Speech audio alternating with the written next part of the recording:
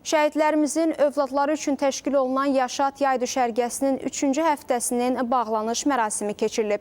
İştirakçılara hədiyyələr təqdim edilib. 3-cü həftədə 10-13 yaşlı 53 şəhid övladlı iştirak edib. Düşərgə ərzində uşaqlar üçün əyləncə saatları, təlimlər, tanınmış şəxslərlə görüşlər və ekskursiyalar təşkil olunub.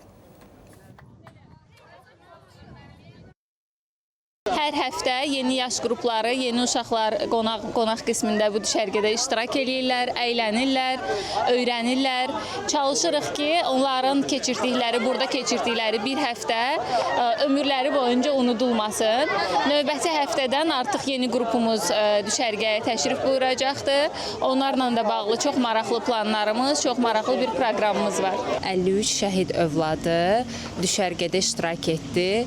Onlar idman yarışlarına, müxtəlif təlim-tədris proqramlarına cəlb olundu, əyləncəli zaman keçirdi. Burada düşərgədə bir həftə boyunca uşaqlarla bir yerdə vaxt keçirdik. Mənə də qürur verici bir andır ki, qələbəni biz yaşadan şəhid övladlarına baxmaq çox böyük bir fəxr hissidir.